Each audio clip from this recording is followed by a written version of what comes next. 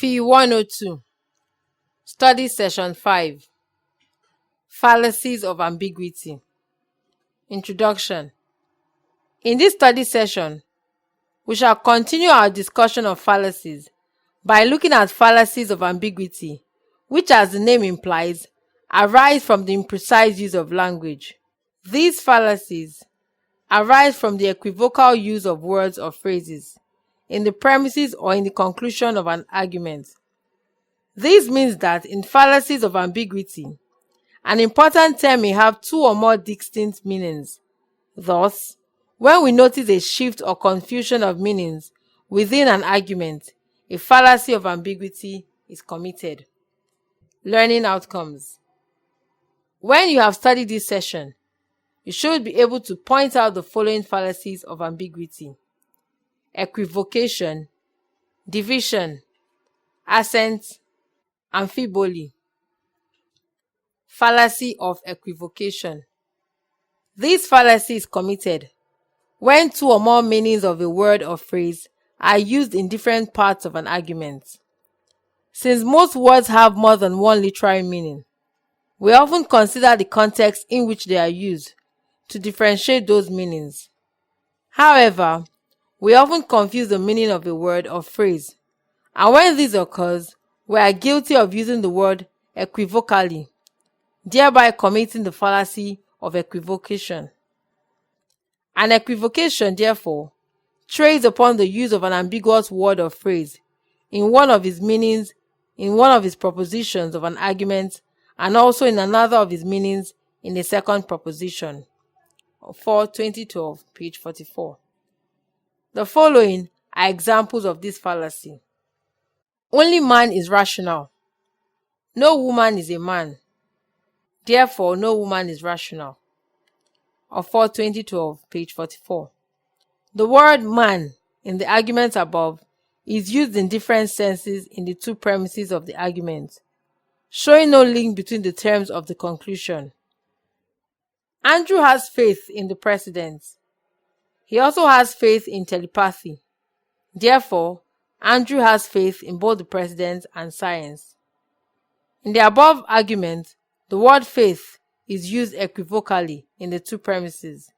In the first premise, the word faith is used by Andrew to assert his confidence that the president will do good work during his tenure. In the second premise, however, Andrew is not saying that he has confidence in telepathy, but rather saying that he believes that some people are capable of using telepathy as an extrasensory activity. Therefore, there is no link between the use of the term faith in the two premises and in the conclusion. Fallacy of division. This is a fallacy in which a mistaken inference is drawn from the attributes of the whole to the attributes of the parts of the whole. Copy et al. 2006, page 391. There are two varieties of this fallacy, and they occur. 1. When you argue fallaciously that what is true of the whole must also be true of its parts. 2. When you argue from the attributes of a collection of elements to the attributes of the elements themselves. An example of the first kind of this fallacy is this. Nigeria is a rich and great country. Danladi is a Nigerian. Therefore, Danladi is rich and great.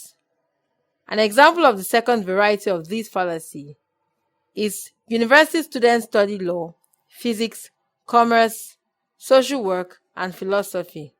Therefore, each university student studies law, physics, commerce, social work, and philosophy. Fallacy of composition.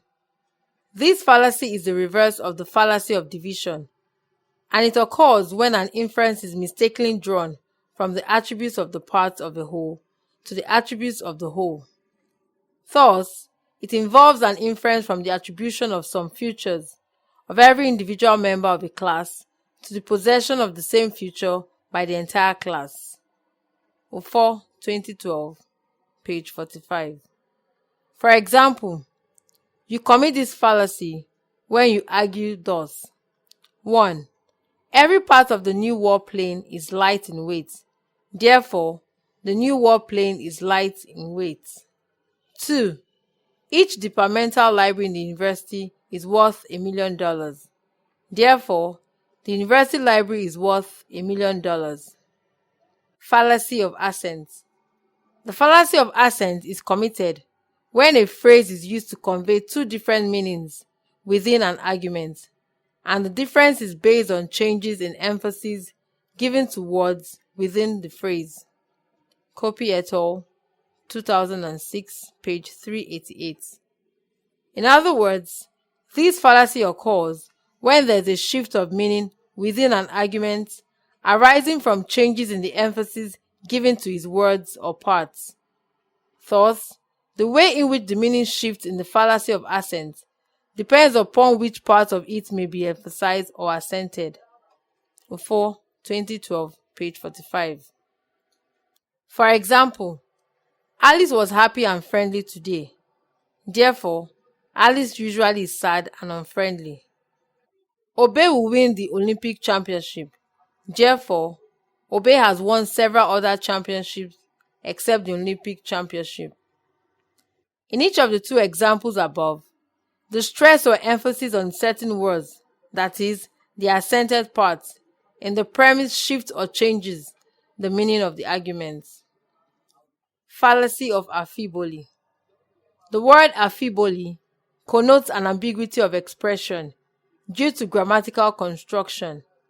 The fallacy of aphibole occurs, therefore, when we argue from premises whose formulations are ambiguous because of their grammatical construction. It is a fallacy in which a loose or awkward combination of words can be interpreted more than one way. The argument contains a premise based on one interpretation, while the conclusion relies on a different interpretation. Copy et al., 2006, page 387. This implies that a statement may be true on one interpretation and false on another. The argument becomes fallacious when such a statement is stated as a premise on the interpretation. That makes it true, and a conclusion is drawn from it on interpretation that makes it false. For example, the philanthropist donated along with his ex-wife, Jane, 2 million naira to the university. Women prefer Democrats to men. Copy et al., 2006, page 388. Study session summary. In this study session, we looked at the fallacies of ambiguity. We explained that these fallacies arise from the imprecise use of language. End of study session 5. Thank you for listening.